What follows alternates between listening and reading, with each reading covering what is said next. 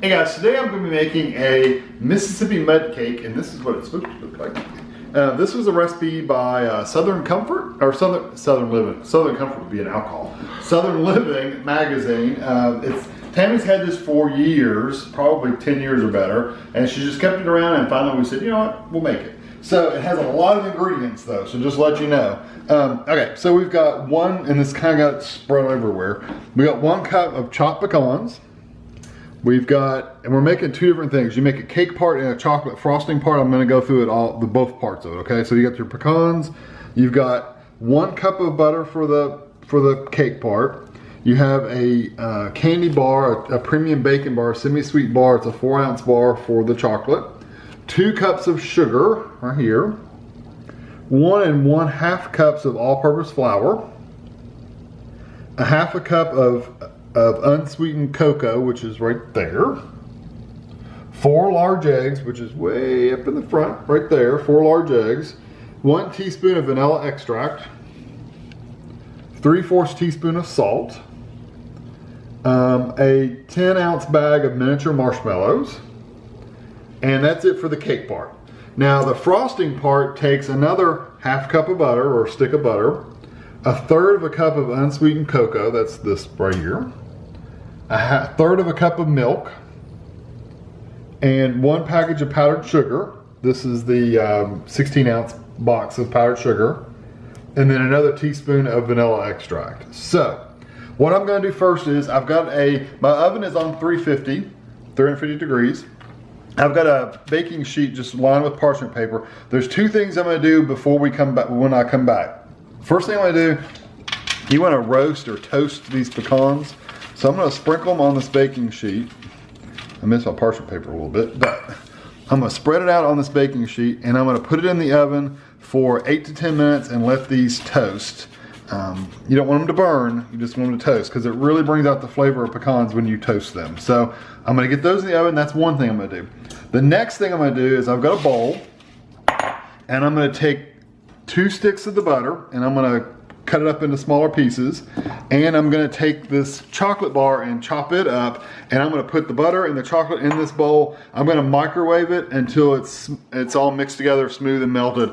Basically what you do is you microwave it for 30 seconds, you stir it. You put it in there for another 30 seconds, you stir it until it's all melted and smooth together. So those 2 things I'm gonna do, and then I'll be back and we'll do the rest of it. All right, the pecans come out of the oven, and you can see they're just good and hot. I mean, really, they stay. We just did it for 8 minutes, and it was fine. This is the chocolate melted. I'm gonna go ahead and pour this into a bigger bowl.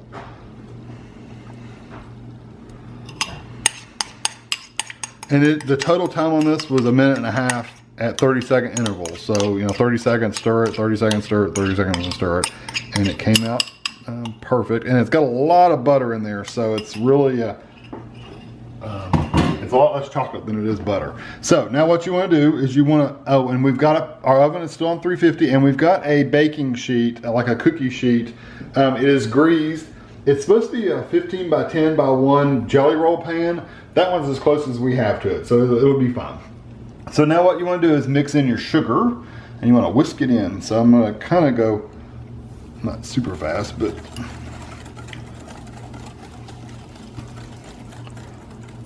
I have a feeling that this is going to look a lot like a brownie mix, if I had to guess. And I probably could have done this in the mixer too.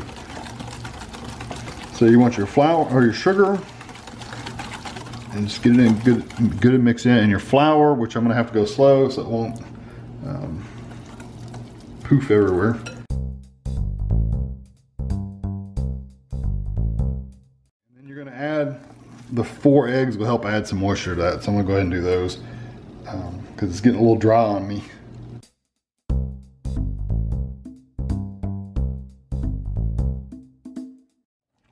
Okay, let me get the vanilla and the salt.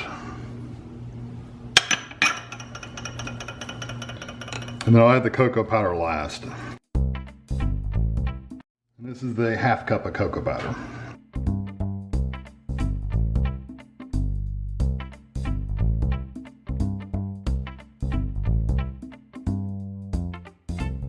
So this is going to go on this greased pan.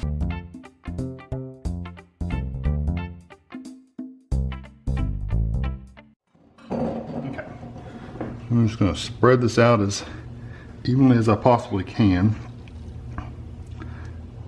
And again, it's going to bake for 20 minutes. So I'm going to spread this out and get it in the oven, and I'll be back.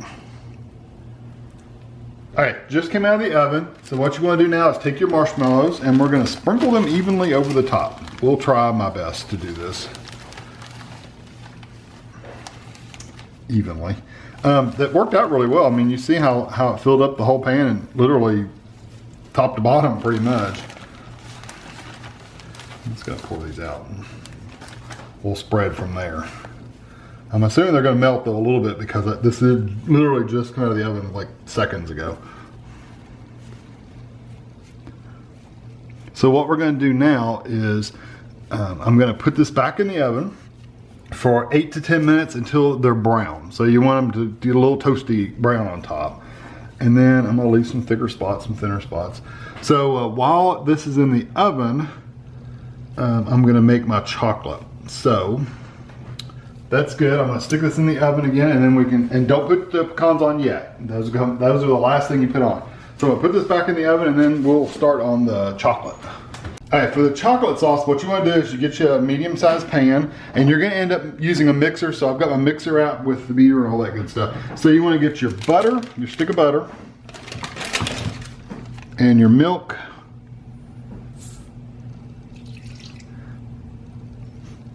and then let me make sure, and your cocoa powder, your unsweetened cocoa. And I'm just going to pour that in there. And basically you're going to heat this until it all melts together. And once it melts together, I'm going to pour it into the, it melts together, and then you have to let it cook basically for 2 minutes. So I've got a timer on my phone set for 2 minutes. So once this melts and starts getting all together, I'm going to let it cook for 2 minutes. We'll come back, I'll let you see what it looks like. Okay, it's all melted. So I'm going to turn my heat down. It's supposed to be on medium. I usually do a little bit medium high, but this, I'm going to set my timer for 2 minutes and stir it constantly because you don't want it to really like cook. You just want it to thicken up some. So I'm going to let this go for 2 minutes and I'll be back. Okay, so I'm going to take this. It's separated, so I'm not sure if that's how it's supposed to be or not, but here we go. We're just going to try it. We'll see what it looks like at the end. If it doesn't look right, then we'll do it again. It's just butter and cocoa, so it didn't thicken up, so it kind of bothers me a little bit. But like I said, we'll try. So what I'm going to do now is put that in there. I'm going to pour my vanilla in here, and I'm going to turn this on really low, and I'm going to add powdered sugar to it slowly but surely.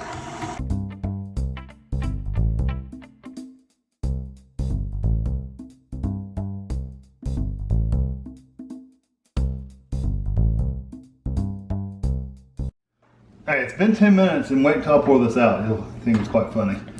They're gonna go, oh, they're gonna fall off the edge. Ooh. They're pretty stuck together. Oh my gosh. Oh my goodness gracious. That's pretty cool. Look how they're like hanging over the edge. Hanging over the edge. Okay, I added a little milk to the frosting because it was really, really thick and there was no way I was gonna be able to drizzle anything. So I added about a tablespoon of milk to it, and you can see how much smoother it is. And I'm literally just gonna,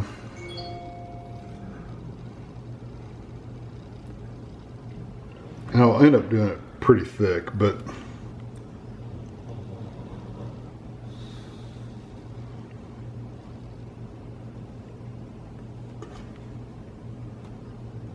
the marshmallows are bouncing like a trampoline. That's what I was thinking. Like a pillow.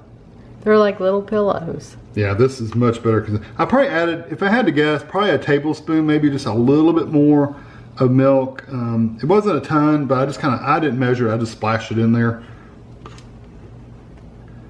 I've seen people do this with a whisk. Yes, yeah, on the Food Network, yeah, and it makes it really pretty. It's probably quicker too. Probably is because they wouldn't have to keep going back and get more. Right. And they wouldn't have these clumps. Well, they might still have clumps. I don't know. So anyway, so I'm gonna do this, and then once I get this all on there, I'm going to sprinkle the roasted pecans all over the top. right on the edge, but it doesn't want to be there because it's a lump.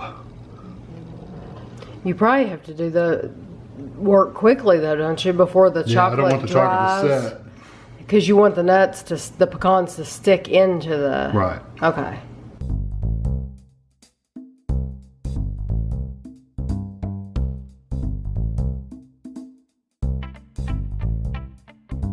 How long do you have to wait for this to cool?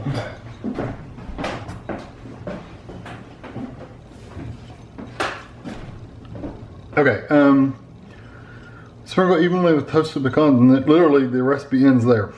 Oh. So I would say you're just gonna let this cool off enough where you can cut them.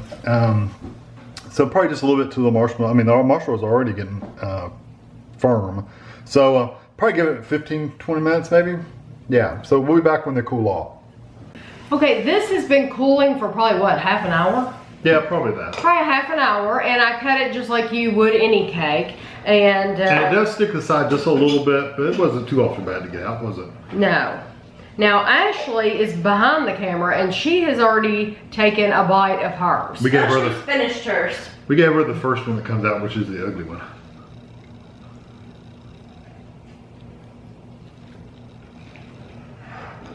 Good.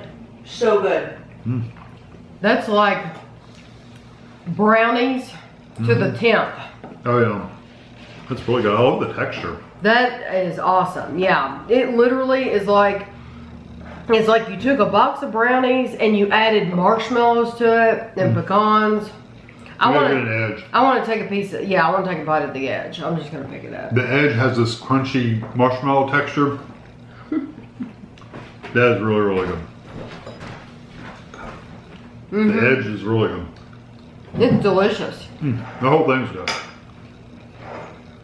Yeah, I love that. Well, I'm definitely glad I added more milk to the frosting, the chocolate. It would have been big blobs if I hadn't have. Right. It needed to be thinner to where you could take it and drizzle it.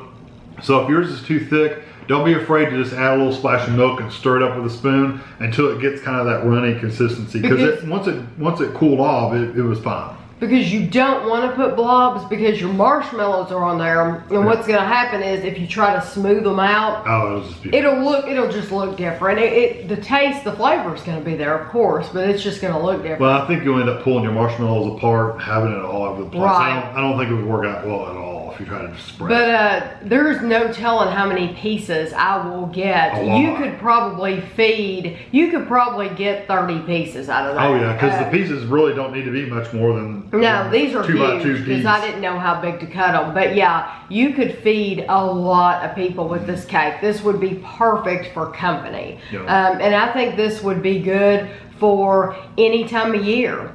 Yeah, this at Christmas or summer birthday party. Yeah, you whatever. sure could. So it's really, really good. I hope you all will try it. If you do, please leave me a comment below. And thanks for watching.